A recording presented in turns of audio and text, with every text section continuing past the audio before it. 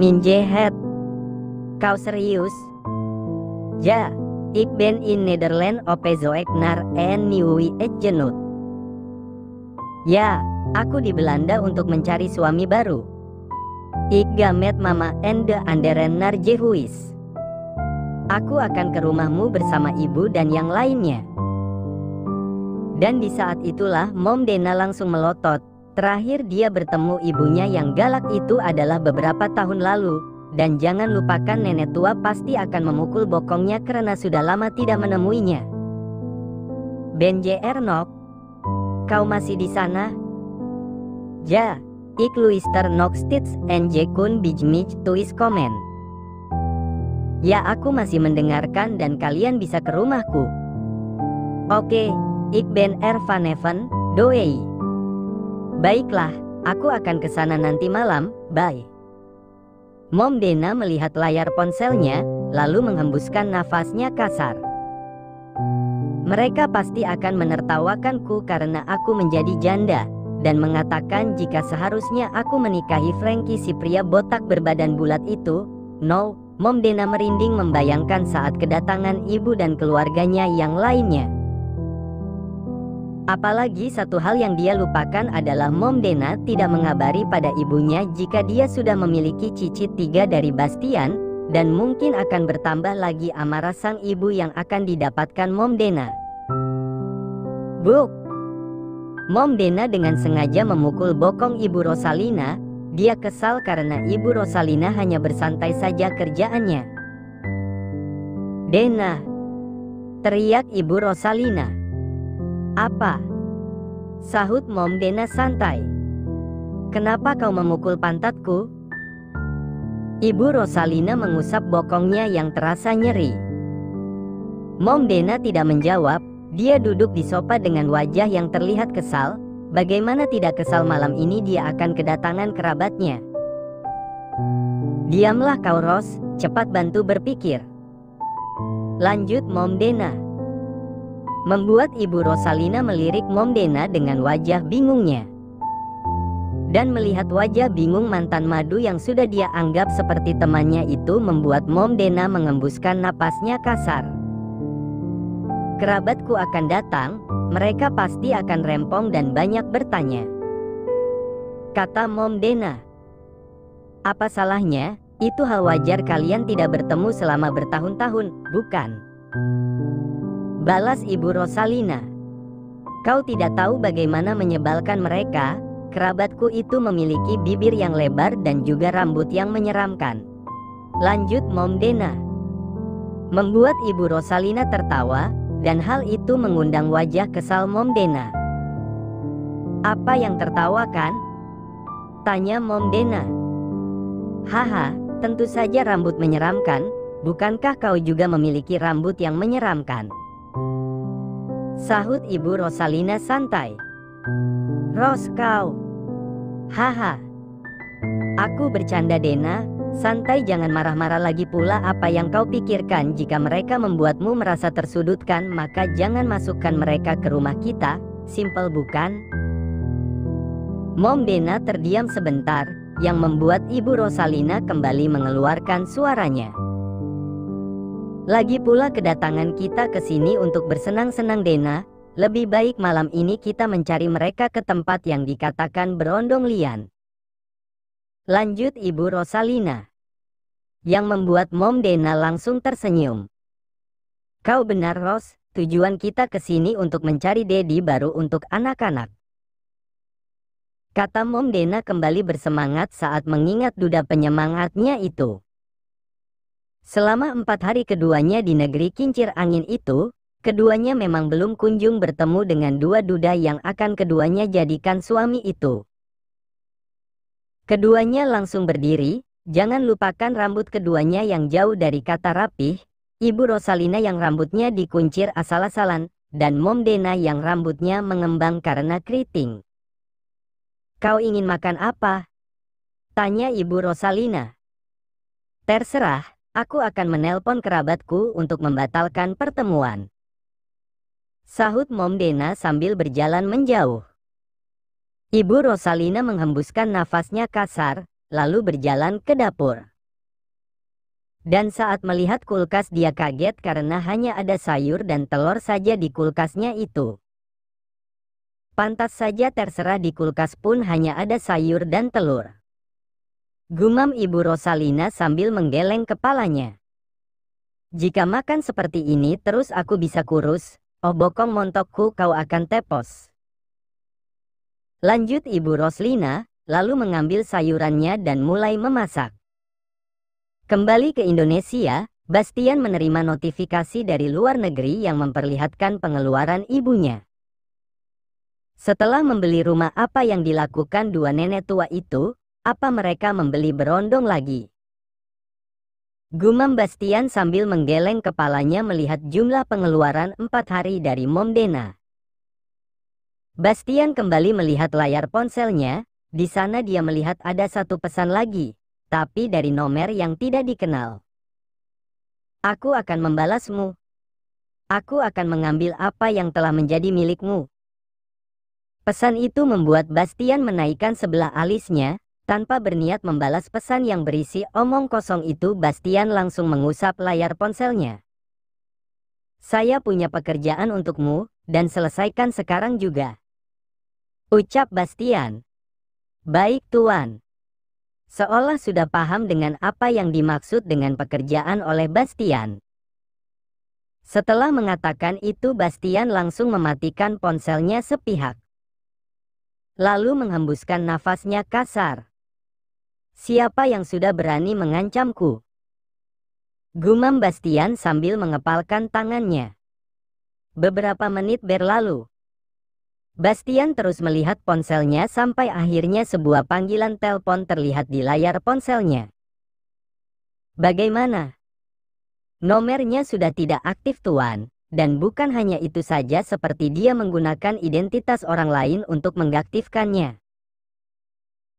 Penjelasan itu membuat Bastian semakin bertambah kesal bukan main. Dia langsung kembali mematikan panggilannya sepihak lagi, lalu mengebrak meja.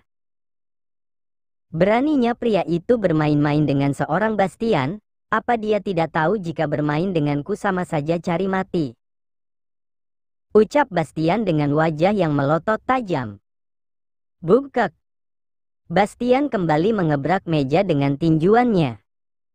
Dan semenit kemudian, alih-alih semakin kesal dan marah, Bastian malah langsung mengaduh kesakitan. Au! Aduh sakit! Gumam Bastian meniup-niupkan tangannya yang terasa sakit. Dan semua itu dilihat oleh Jen yang baru membukakan pintu. Jen menahan tawanya melihat bagaimana konyolnya Bastian. Tuan! Kau melihatnya? Jen mengangguk dengan wajah santainya. Lupakan kejadian konyol barusan, aku akan menaikkan gajimu.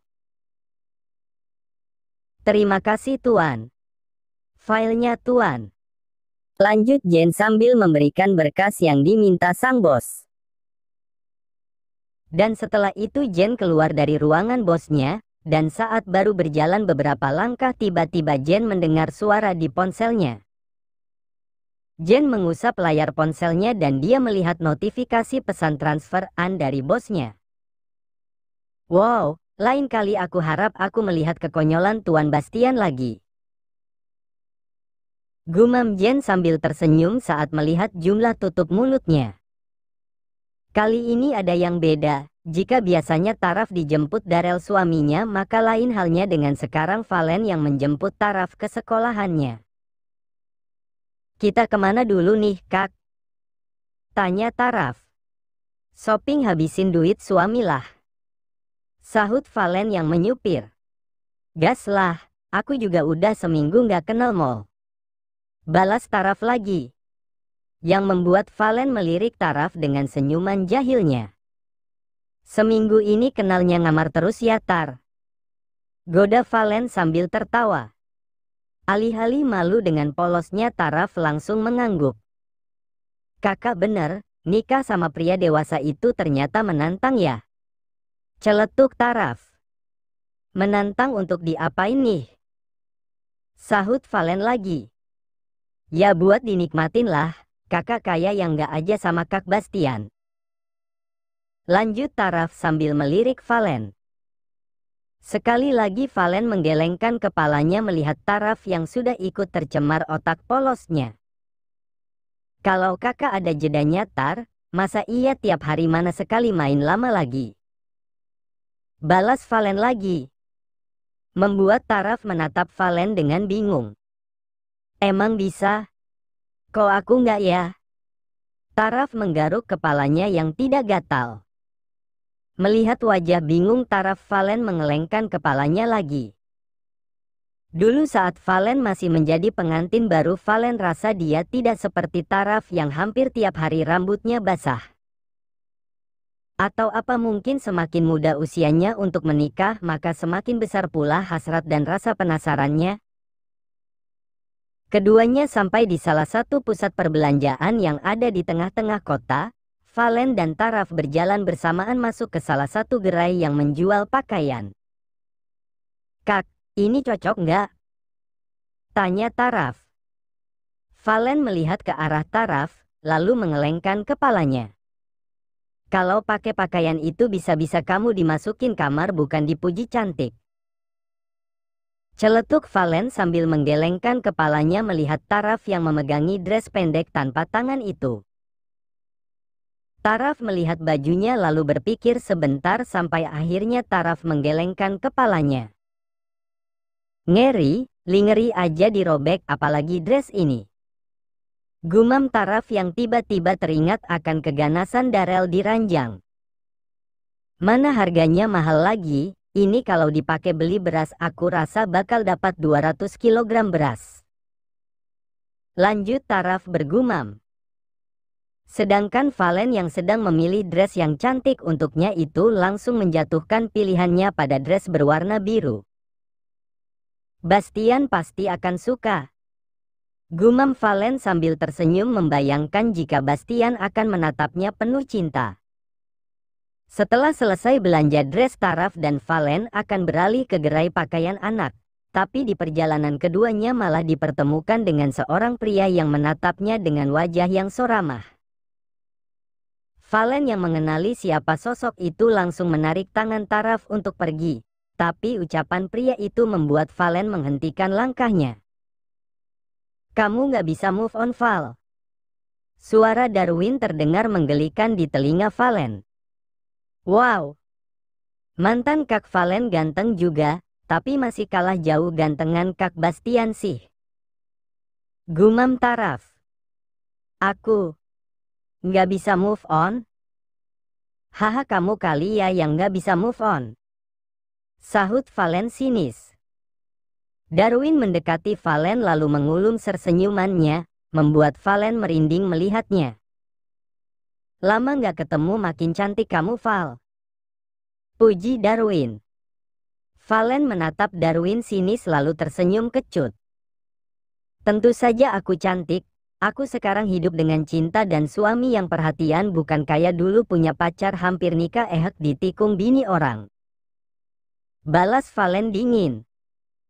Yang membuat Darwin sekali lagi tersenyum, seperti biasanya Valen wanita so kuat dan so galak yang pernah membuatnya malu di mall beberapa waktu lalu.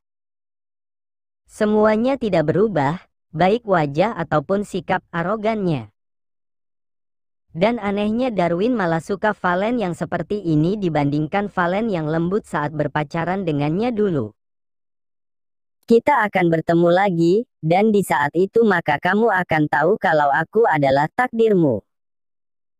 Bisik Darwin sambil mencolek pipi Valen. Taraf melotot melihat itu, beraninya pria itu menyentuh milik kakak iparnya. Sama dengan Taraf, Valen tak kalah kagetnya. Dengan cepat Valen langsung menarik tangan Darwin. Dan bruluk, bruluk. Satu bogeman di perut dan ditambah dengan tendangan di bagian intimnya itu membuat Darwin kesusahan berdiri dan terduduk di lantai. Valen. Darwin menatap tajam ke arah mantan kekasihnya itu. Sudah aku bilang jika kita bertemu lagi aku akan menghabisimu, dasar laki-laki tidak tahu malu. Kesal Valen, masih belum puas menghajar Darwin. Taraf datang dengan wajah so galaknya, lalu ia langsung menamparkan pipi Darwin. Pelak.